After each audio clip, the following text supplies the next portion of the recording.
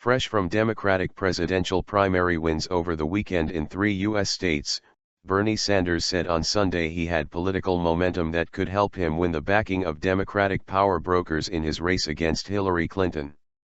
Sanders easily won nominating contests in Alaska, Washington, and Hawaii on Saturday. His latest remarks reflect his plan to chip away at Clinton's commanding lead in the number of delegates needed to win the party's nomination for the November election.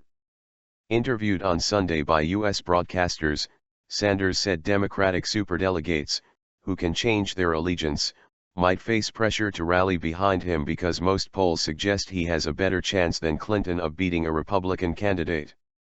"Momentum is with us," Sanders, a senator from Vermont, said on CNN's State of the Union news program. "A lot of these superdelegates may rethink their position with Hillary Clinton." Sanders also criticized Clinton's reliance on wealthy donors to fund her campaign. He cited a fundraising dinner being hosted next month by actor George Clooney, where supporters will have to donate at least $33,400 to attend, or $353,400, nearly 7 times the annual median income, if they want premium seating. "It is obscene that Secretary Clinton keeps going to big money people to fund her campaign," Sanders told CNN. "Our events, we charge $15 or $50 for people to come. So, it's not a criticism of Clooney. It's a criticism of a corrupt finance system." About 85% of the votes at the July 25 to 28 Democratic National Convention in Philadelphia, where a party nominee will be chosen to face the Republicans in the November 8 election, are being determined by state nominating contests. The other 15% is held by party power brokers who are free to vote as they like, meaning they could hold the key in a tight contest. Superdelegates include party leaders and elected senators, members of the U.S.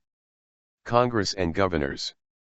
After Saturday's contests, the former Secretary of State led Sanders by just under 300 pledged delegates in the race for the 2,382 needed to be nominated. Adding in the support of superdelegates, which the party created in the early 1980s to give leaders more control over the nominating process, Clinton had 1,712 delegates to 1,004 for Sanders, according to a tally by EilClearPolitics.com. The U.S. Senator from Vermont needs to win up to 2/3 of the remaining delegates to catch Clinton, who will keep piling up delegates even when she loses under a Democratic Party system that awards them proportionally in all states.